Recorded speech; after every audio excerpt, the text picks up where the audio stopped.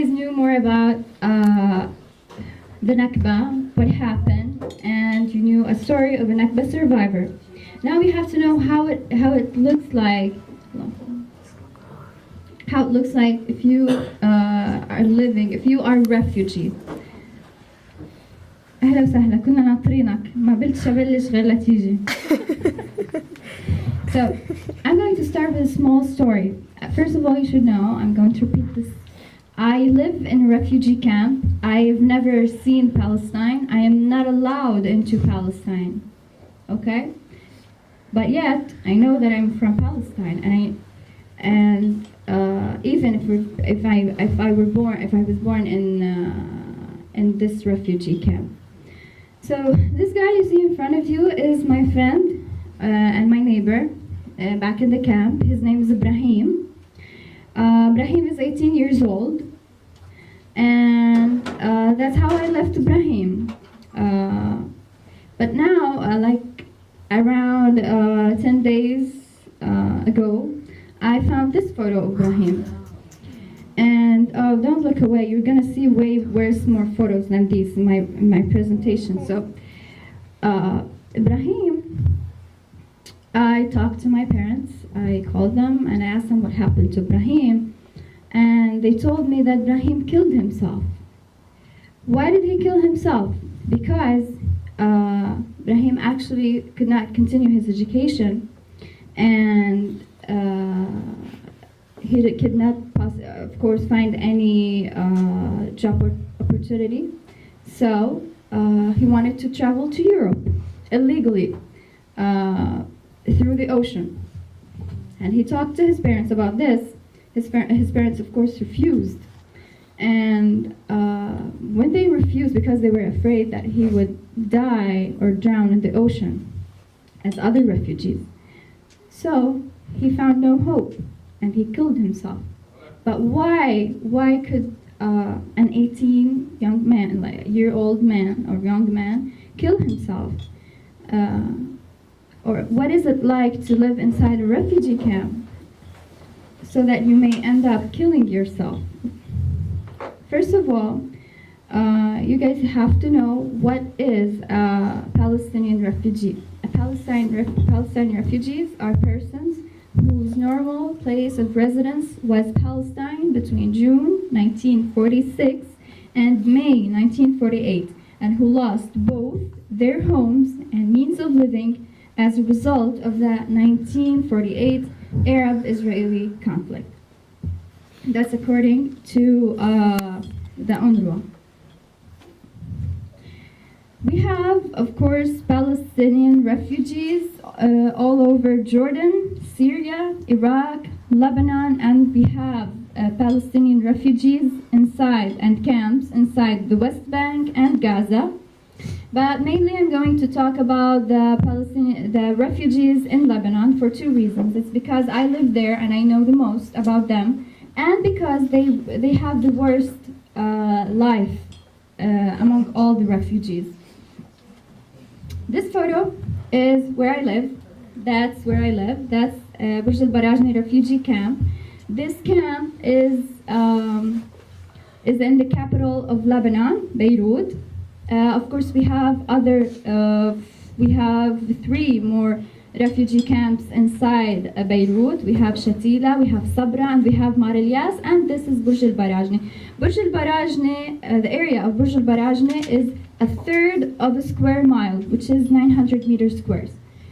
And inside this camp, when it was established at the beginning, it was set to have inside it only 10,000 refugees. But now we have 25,000 refugees living inside it. And after the Syrian crisis, we have to share this camp with another 25,000 Syrian refugees. So this makes it 50,000 refugees living on 1/3 of a square mile. And as you can see, this is the result. And then this is a photo of Ain al-Hilwi refugee camp. Ain al-Hilwi refugee camp is located in Saida, And we have, as you can see, we have checkpoints on the entrance of Ain al-Hilwa. Actually, we have checkpoints in all the entrances of all the refugee camps in Lebanon.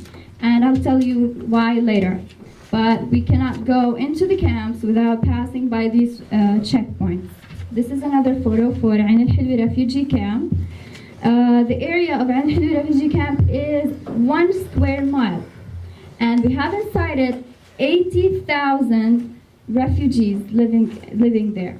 And after the crisis, the Syrian crisis, of course, we have to share it with a big number of Syrian refugees, and we estimated that inside this camp we have 100,000 refugees living on a 1 square mile. Of course, Ain al-Hilwa refugee camp is the biggest refugee camp in Lebanon, and that's why we call it the capital of diaspora, or عاصمة الشتات, because it is the biggest. So, as Akram said, even after the occupiers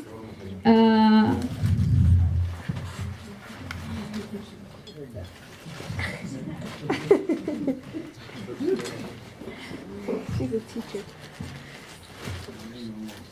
Okay.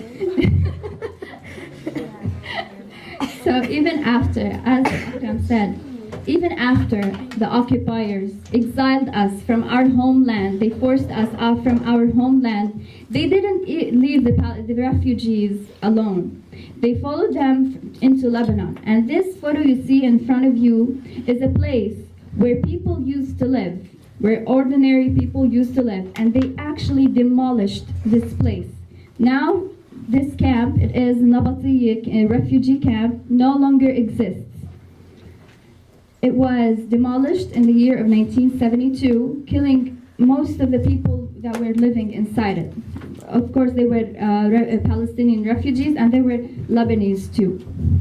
And then we have the Israeli invasion in the 1982. Israel invaded Lebanon or Beirut, the capital of Lebanon, because they wanted to get rid of the Palestinians as well. So they invaded Lebanon or Beirut.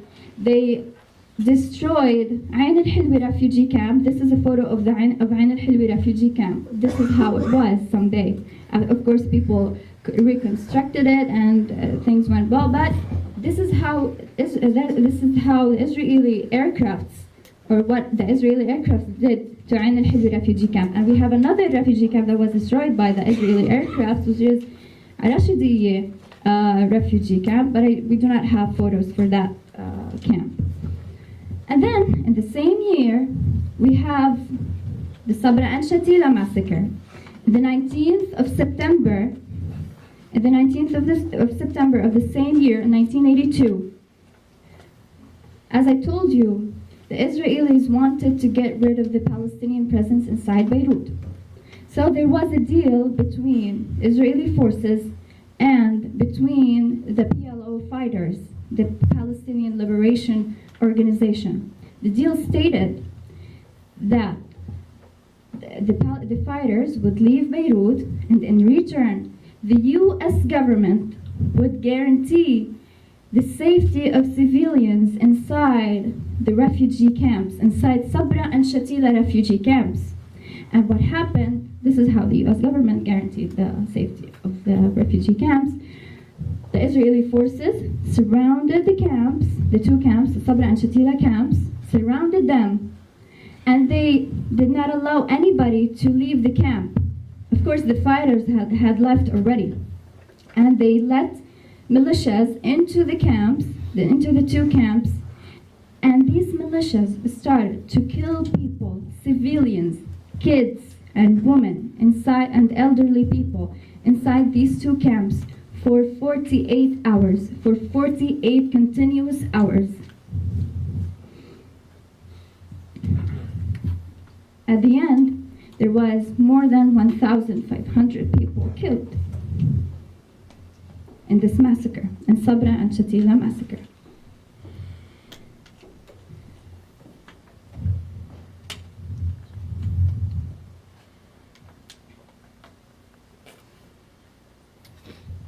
So Basically, as I told you, the Israelis never left the Palestinians alone, even after they were living in misery in the refugee camps in Lebanon.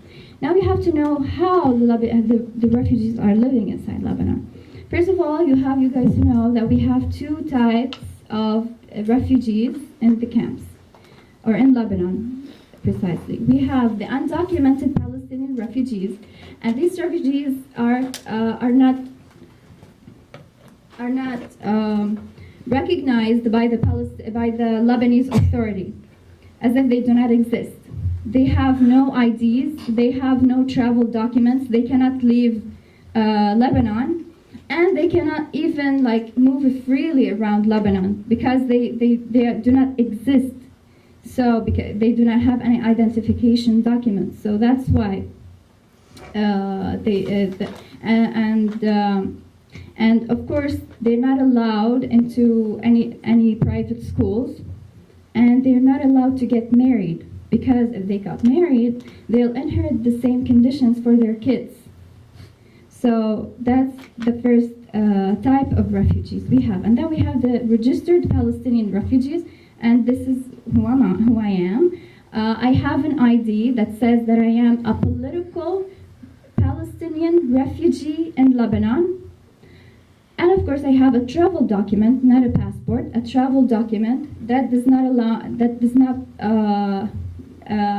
give me or allow me to travel to any place. It was so difficult for me to come here. And of course, we have so many legal and institutional barriers opposed or upon us by the Lebanese government. We are usually treated as refugees. We are refugees, and we are go under the special category of foreigners, and I'm going to explain this why. And we are, of course, stateless. First of all, you have to know that the Palestinian refugee has no basic rights or any human rights or civil rights in Lebanon. They're not allowed to work. The Palestinian refugee is not allowed to work. Even if he went into university and managed to graduate as a doctor, as a lawyer, as an engineer, as a pharmacist, he's not allowed to work. Even he cannot work as a taxi driver. The Palestinian refugee in Lebanon is only allowed to work as a construction worker, and that's all. And of course, they're not allowed to have any social security or to be in any trade union or any syndicates. And in 2001, the Lebanese government issued a decree. It is the ownership law, and this law prevents Palestinian refugees of having or owning any property outside the camps.